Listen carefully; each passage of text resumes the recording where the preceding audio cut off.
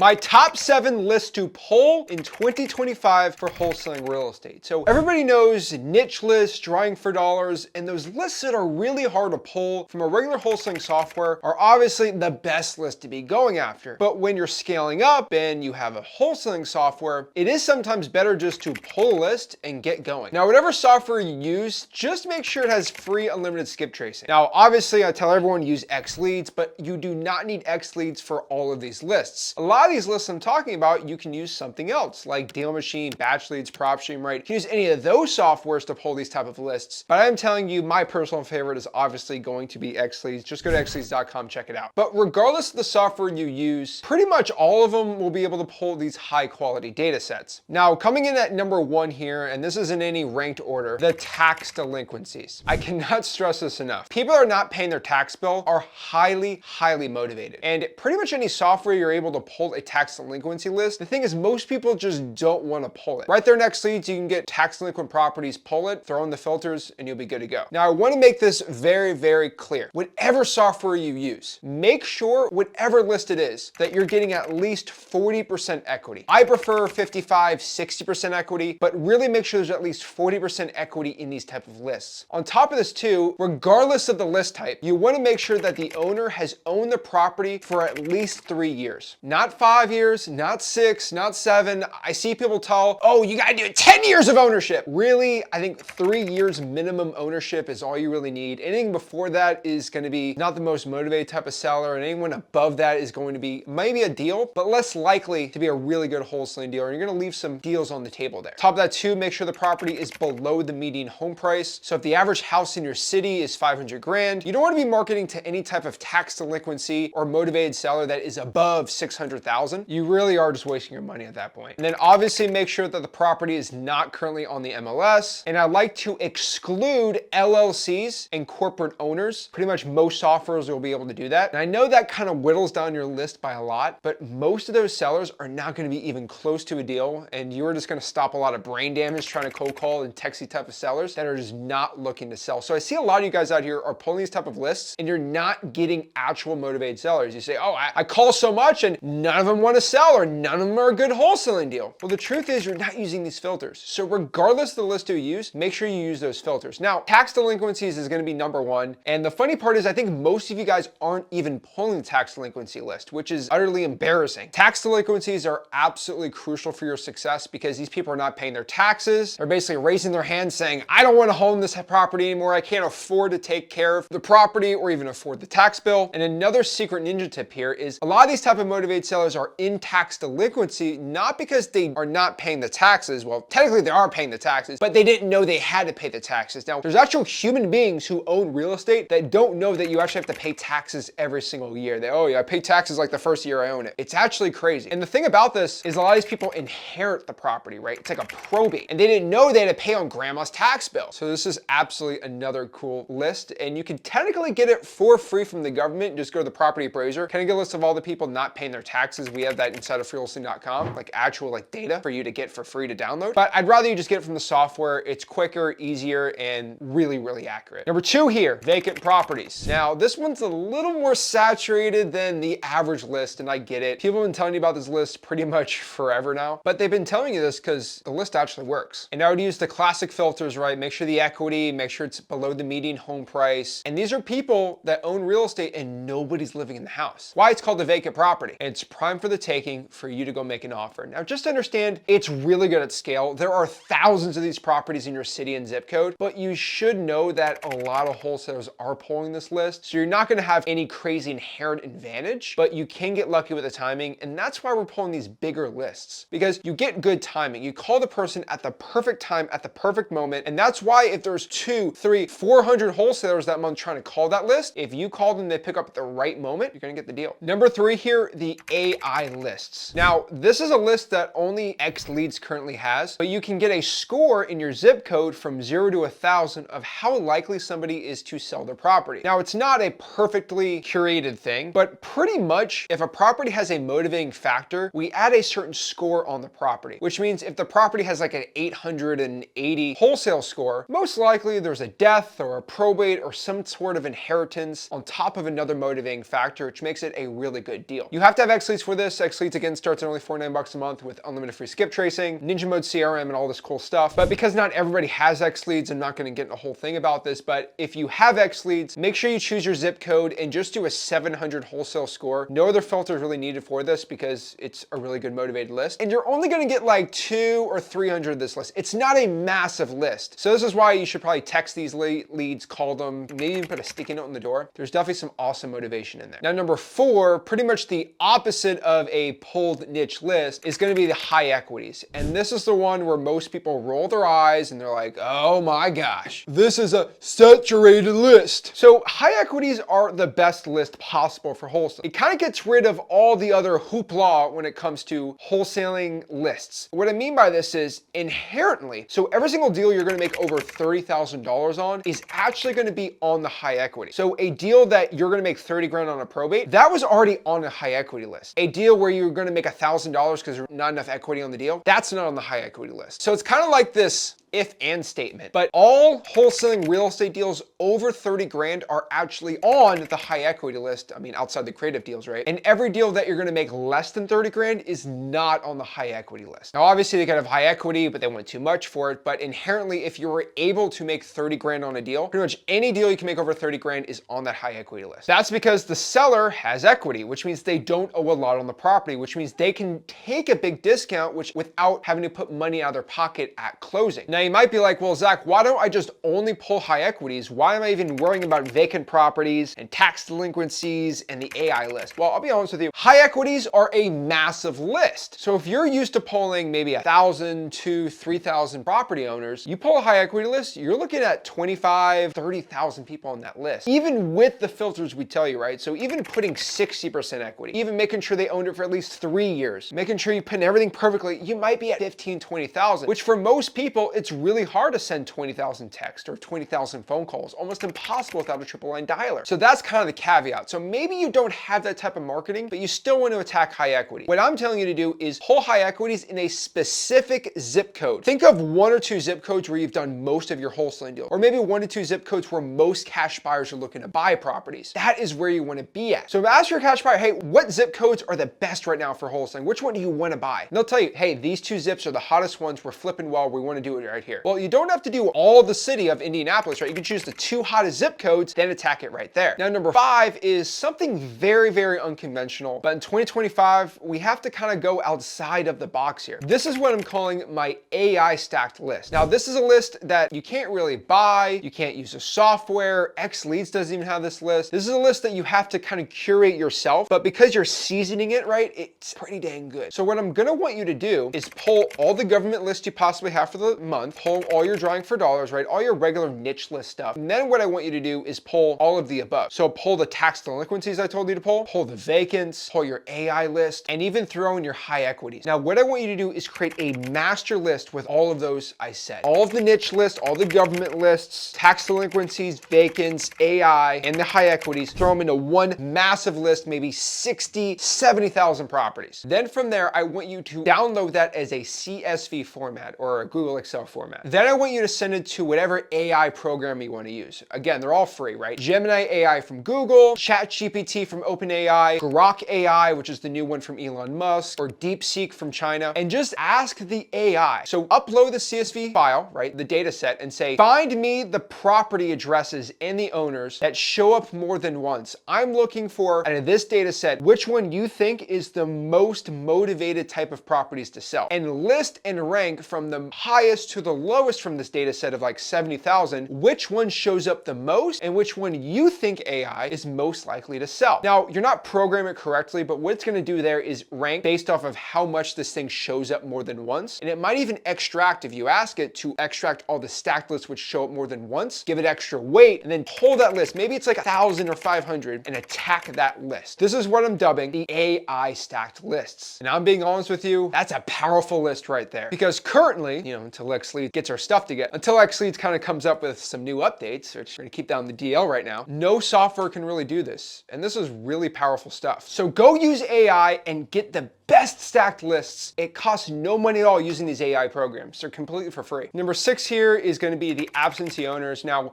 I get this question asked a lot. What's the difference between an absentee owner and a tired landlord or even a vacant property? Well, absentee owner is technically, I know this isn't the correct term, but I can say whatever I want. This is my channel. It's pretty much the landlord list. That's kind of the way I look at it, but they're technically not landlords, but they are. So let me explain. As an owner of X Leads, right, we could tell you it's an absentee owner and make it seem all sexy, and we know it's a landlord because we have the perfect calculations. And let me expose the whole wholesale software industry, right? An absentee owner is the list that we're talking about, right? We don't know for a fact it's a landlord deal. What we do know is the property's mailing address is 123 Main Avenue, and 123 Main Avenue is different than 561 Johnson Street, which is the said property. When the mailing address is different than the property address, most likely it's not a person living at the property. Now, we have to do some data science and figure out, well, if it's a PO box or a UPS store, right? Technically, it's absentee, but it's not. But for most of the time, that's how softwares indicate if someone's a landlord or not. Now, if you're not living, and we could figure out that the owner on record actually has another personal property at its residence, that's another thing we could figure out for an absentee owner, right? Now, the cool part about it is most likely the owner of the property is absent from the house, which means someone might be living in there, right? You might have a tenant in the property, but it's not the owner. So the owner is absent from being in the property, so the owner doesn't live in the house. They live somewhere else, which is why it's an absentee owner. So there's a lot more motivation to get rid of the property and sell it. So technically not a tired landlord because maybe it's not a landlord property, but it's the closest thing you're going to get to getting